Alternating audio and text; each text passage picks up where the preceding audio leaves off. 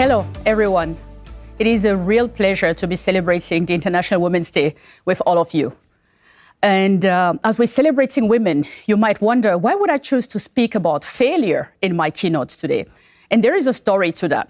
So let me tell you the story. The idea for this keynote was born on December 21st last year. And it was 9 p.m. in the evening. I was leaving the office after having had a very long day. And actually that day, a project that myself and the team worked on for almost 3 months was declined by our senior leadership team. And if you want to think about it, I felt very defeated, right? Additionally to that, a couple of weeks earlier, I had experienced my older son being seriously ill. It was the first time that I actually faced serious illness with any of my children. So it had been a rough day, it had been a rough week, and I think for all of us, it actually has been a rough year. So I'm heading out of the office, it's 9:30, it's dark outside, and I feel like, okay, that's gonna be another day where your children will have pizza because you just didn't find the time to cook anything for them. And as I walk out, I'm thinking, what can I do to up my mood a little bit before I reach home? And there's usually two things I do when I really feel bad and I need to kind of up myself a bit. Either I call my brother and I complain for an hour and then everything is fine, or I actually then have a conversation with somebody that I can help.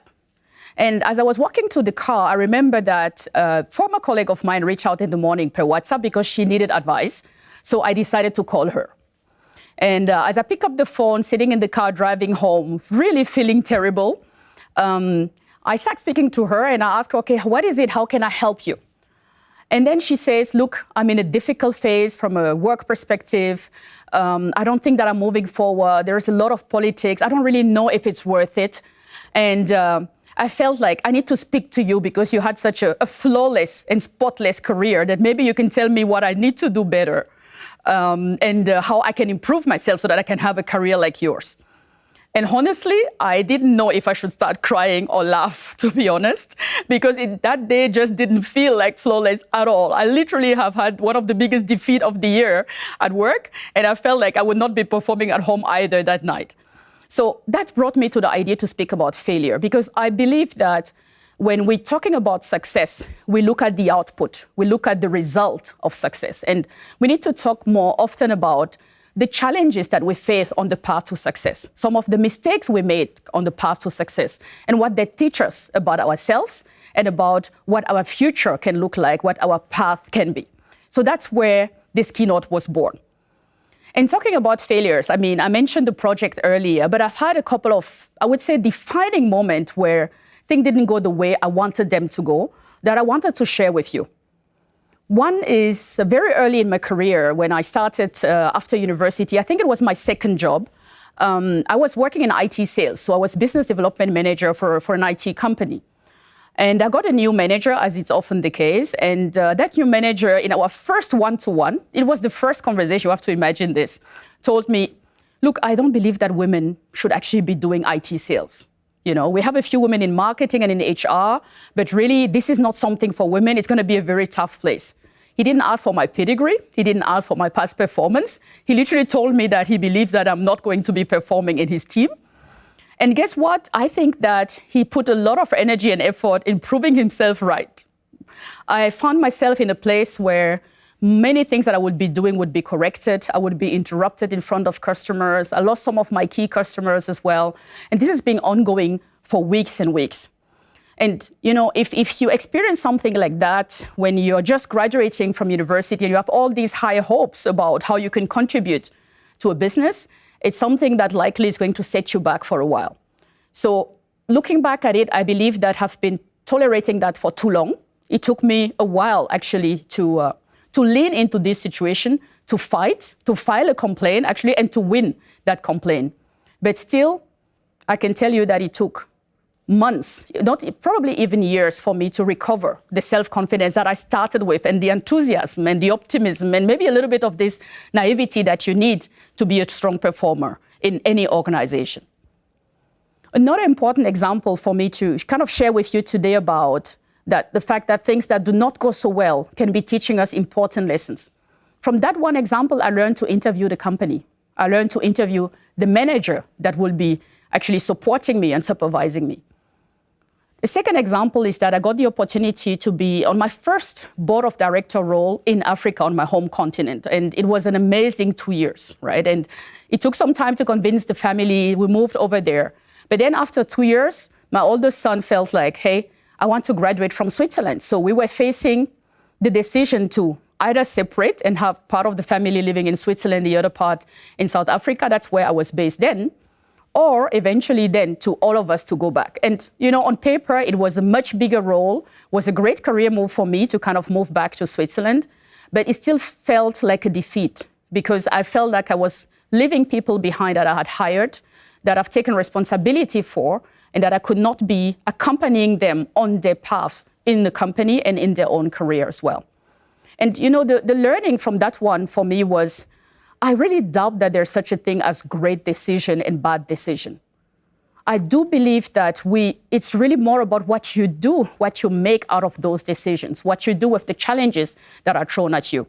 And looking back, I came back here, my career still evolved well. And even it took me a couple of months really to settle back in. The reward for it is how my family, my children actually have been growing in this country and feeling at home in the country as well. So we do a lot of mistakes. We do a lot of wrong decisions. I've been hiring the wrong people several times. I've been taking too long to make a decision, or I've made decision too fast. But I think that what I became very good at over time is really to fix that. And spending a little bit of time on self-reflection, it's perfect. Being vocally self-critical is great. To women, I say this, do not overdo it. Do not spend your time trying to punish yourself because something went wrong. You need to look at self-reflection and self-criticism as a way of learning something out of the situation so that next time you may choose a different path or have a different approach to what you're doing. So coming back to my story from the beginning, why did I tell this young colleague who was struggling and feeling that despite all her talent, she didn't feel that she was moving forward in her career, in the company that she was in? And I literally told her the same thing that I'm asking myself when I find myself in this kind of struggling type of situation. I ask her my 4 questions, which is, do you enjoy your profession? Do you like what you're doing? Are you good at it? Are you really good at what you're doing today? Are you contributing to your team, to your organization? But also, are you growing and learning so that you can increase your contribution, increase your footprint, increase your impact over time where you are? And I do believe that these 4 questions really have helped me overcome some of the challenges. Because guess what? If the answer to these questions is yes, or to the majority of those questions is yes, then you have to lean in. You have to fight. You have to find new ways to getting there. And this is actually where I believe that we need to look differently at success. It's not so much about the title. It's not about the fancy things that we believe are signals of success, people flying around and flying business class, having big cars and having an assistant. Really, at the end of the day, success is if you're still around. This is what it is. Because success is about being punched in the face and still finding the strength to stand up and go in there with a different approach, with the learning that you've got from this one punch so that you know how to avoid it next time, with a smarter way of finding allies that will accompany your journey and help you feel stronger, help you feel less lonely. So success is about standing up over and over again. And this is why I wanted to talk about failure today, because we speak a lot about the outcomes.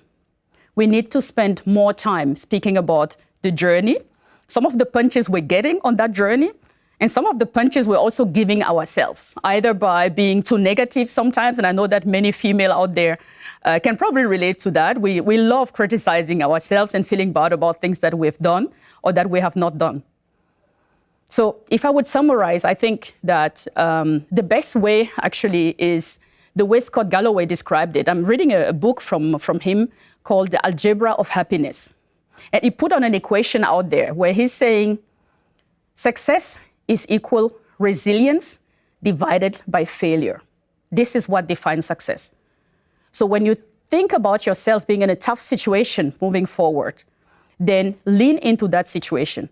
If the answer to your 4 questions is yes, then you need to continue to thrive, because It is a privilege today to contribute to a team, to an organization, to a community, to a company, as we're all doing.